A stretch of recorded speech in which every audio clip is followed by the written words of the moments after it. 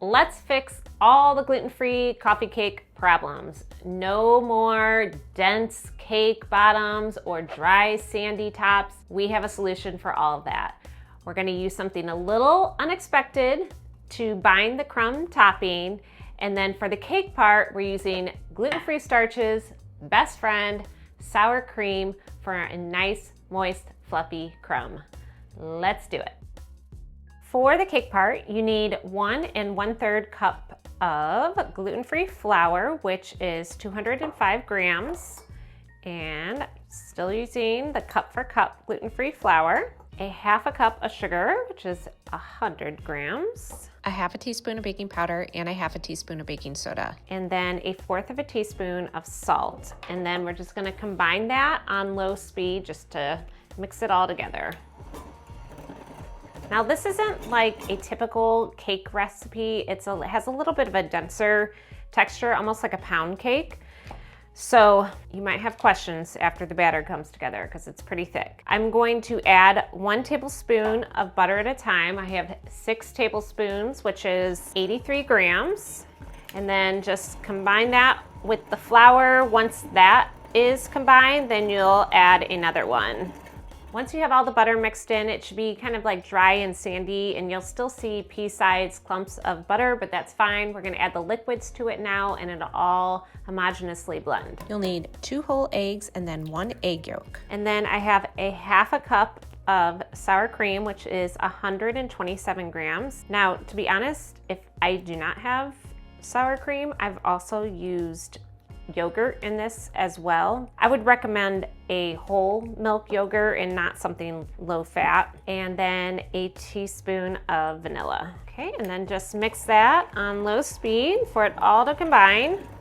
After your batter is mixed together, it is going to be very, very thick. So especially if you're using cup for cup gluten-free flour, which has cornstarch in it, so it makes the consistency a lot thicker. This is where you're gonna doubt me, but you gotta trust. Once it bakes, it'll be fine. I'm going to transfer this to an 8 by 8 inch baking pan. I have mine lined with parchment paper so I can lift it out and slice it, but honestly, you don't need to do that. You can just grease your pan. Sometimes I've baked it in a glass pan, but just note that if you're doing a glass pan, the baking time extends a little bit longer, so you'll need about 5 minutes longer for baking. Metal conducts heat faster, so you'll have a shorter baking time.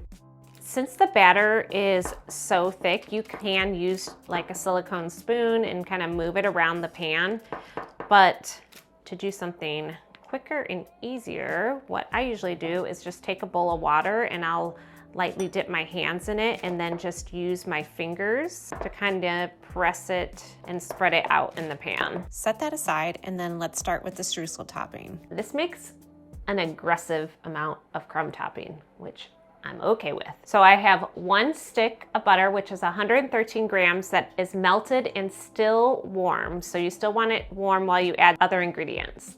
Then I have a 1/3 cup of packed brown sugar and a 1/3 cup of granulated sugar, which is about 75 grams each. And then to help bind it all, we have 1 egg yolk.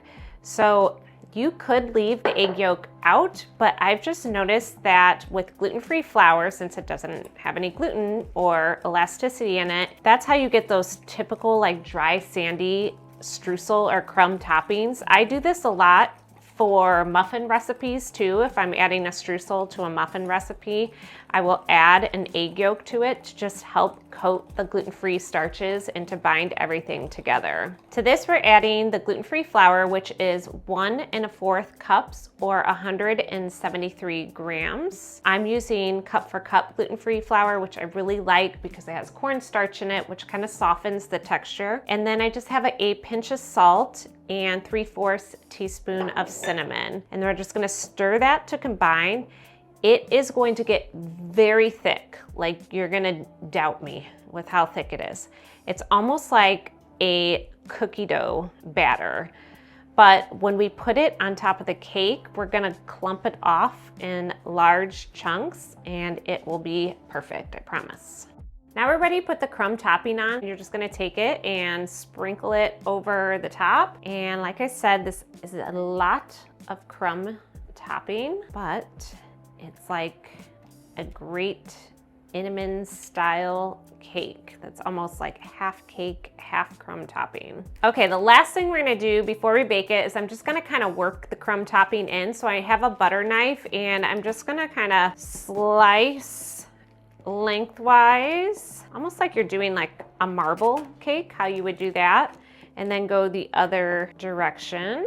And then I'm just gonna take my hand and kind of just press gently on the top. And then this is going to bake at a lower 325 oven, and then you also bake it on the upper middle rack. So if your oven rack is on the middle rack, put it up one more layer and bake it on the upper middle rack. The reason why we do that is because the layers are two different textures. You have the crumb top and then you have the bottom. So you kind of want them to bake evenly. So you want a more gentle bake underneath while you could do a higher heat bake on top. And then the lower oven temperature just extends the baking time slightly, just to make sure the cake underneath is baked completely while the top is done at the same time. So this is going to bake for about 45 to 55 minutes. I just wanted to show you really quick, when you're testing if this cake is done, you want to make sure you have something. I use a cake tester. You want to get beyond the crumb topping into the cake to make sure the cake is all the way baked too. All right, I have my baked and cooled coffee cake and I'm just moving it over to somewhere where I could drizzle the glaze onto. So for the glaze, I have 3/4 cup of powdered sugar. To that, I'm going to add 1 tablespoon of milk and then about 1/2 teaspoon of vanilla. So the milk, you might have to adjust as you stir this in. If you notice it's too thin, you might want to add a little bit more powdered sugar, or too thick, you could add like a dash of milk. All right, so the consistency you're looking for is it to drop off your spoon like that, and then you're ready to drizzle it over the cake. Okay, I am ready to dig in. It is perfect. It has a light, spongy cake underneath. It has a thick crumble topping, and the crumble topping stays together like a whole cohesive layer, but breaks off in nice, sweet chunks. It is the perfect coffee cake experience I was looking for. Now, of course, I have other versions for you. You could do a walnut crumb. I would just mix 1/2 cup of chopped walnuts or pecans in there. I've done it before with blueberries, so you can mix fresh or frozen blueberries into the cake. And then I also have an apple cinnamon version as well. All those recipes or all those versions are on my website, mamagourmand.com. I hope you enjoyed this video, and if you did, please subscribe to my channel so you can find more gluten-free recipes. Thanks for watching.